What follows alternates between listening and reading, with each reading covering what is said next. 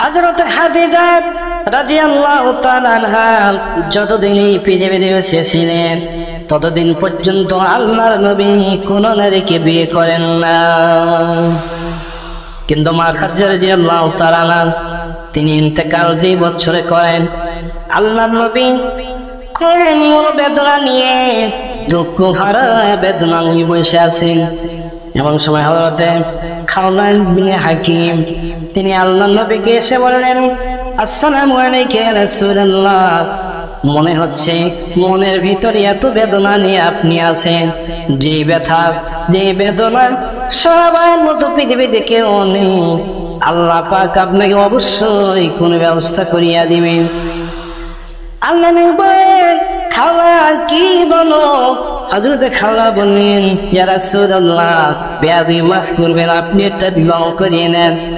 নবী জোরে বললেন, খাওয়া রে, আমি যে বিবাহ করবো এর জন্য পাত্রী কোথায়?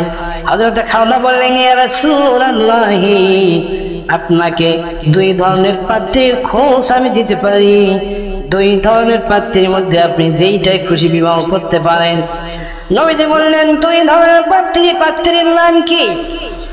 আমার নবীকে খাওয়া বললেন, এক নম্বর হযরতে আয়েশা। নবীজি বললেন, আয়েশা কে? খাওয়া বললেন, তোমার বন্ধু হযরতে আবু বকর সিদ্দিকের ছোট কন্যা, ছোট মেয়ে।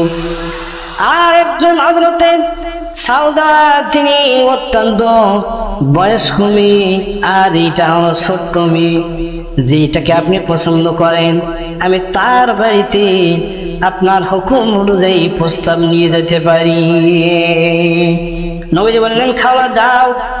হযরতে খাওয়া সর্বপ্রথম আবু বকর বাড়িতে গেলেন। আবু বকর বাড়িতে গিয়ে সালাম দিলেন, আসসালামু আলাইকুম। সালাম বলতে আবু বকর বাড়িতে ছিলেন না।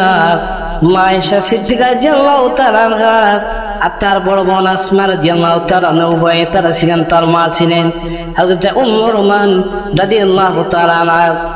তাদেরকে বললেন, হযরত খাওয়ালেন নাকি, হে উম্মে রুমান, আবু বকর কোথায়? একটা কথা বলার জন্য আসলাম। উম্মে রুমান ডাক দিয়ে বললেন, কি কথা বলার জন্য আসলে? হযরত খাওয়া বললেন, এমন একটা পাত্র বিবাহের জন্য আজকে আপনার মেয়ের প্রস্তাব নিয়ে এসেছি, মনে হয় আপনার যদি রাজি হন জীবনের সর্বশ্রেষ্ঠ আপনারা একটা ফয়সালা করবেন, সর্বশ্রেষ্ঠ আপনারা একটা কাজ করবেন। উম্মে রুমান বলেন, কি বলেন? বলে, আপনার ছোট মেয়ে আয়েশার বিয়ের জন্য আজকে প্রস্তাব নিয়ে আসলাম। মানে পাত্রকে? পাত্র হলেন আমাদের হাবিব রাহমাতুল লিল আলামিন মুহাম্মাদুর রাসূলুল্লাহ। হযরত উমর বলেন, আমার আবু বকর বাড়িতে নেই, তিনি আসুন, অল্পক্ষণের মধ্যে এসে পড়বেন। খাওলাকে বসতে দিলেন। কিছুক্ষণ পরে আবু বকর এসে গেলেন।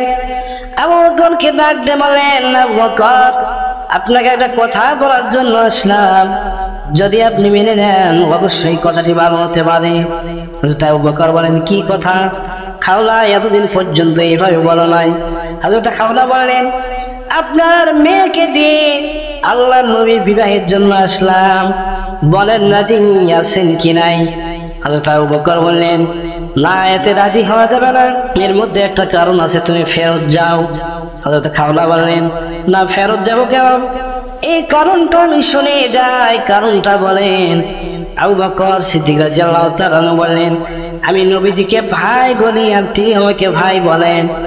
আল্লাহ নবী বললেন, খাওলা কি আবার নিরাশ হয়ে আসলে, কি কথা নিয়ে? হযরত খাওলা বললেন, ইয়া রাসূলুল্লাহ, বলেছিলাম বিবাহের জন্য আয়েশার জন্য আপনাকে দিয়ে, তার বাবা আবু বকর বলেছে বিয়েতে আমি রাজি নাই, কারণ তিনি নাকি আপনাকে ভাই বলে আর আপনি তাকে ভাই বলে সম্বোধন করেন।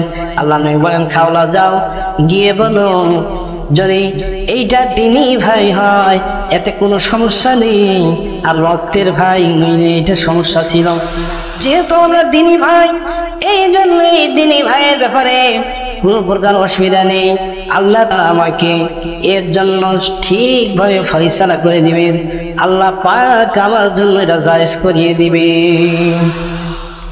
আবার আয়েশা সিদ্দিকা রাদিয়াল্লাহু তাআলা নাকি বিয়ের জন্য আল্লাহ পাক হযরত জিবরাইল আলাইহিস সালামকে আল্লাহর নবীকে স্বপ্নে দেখাইছিলেন, 3 বার দেখাইছেন। নবীজি বললেন, হে জিবরাইল, এই যে মেয়েটা ঘোরাফেরা করতেছে এইটা কি? হযরত জিবরাইল বললেন, এইটা হলো আয়েশা, যে আয়েশাকে আপনার পরবর্তী স্ত্রী আল্লাহ পাক করে দিয়ে আপনাকে আল্লাহ খুশি করাইবে। এই জন্য আয়েশার বিয়েটি আল্লাহ পাক নিজে আসমান থেকে ফয়সালা করে দিয়েছেন, পৃথিবীর কোনো মানুষের দ্বারাও নয়।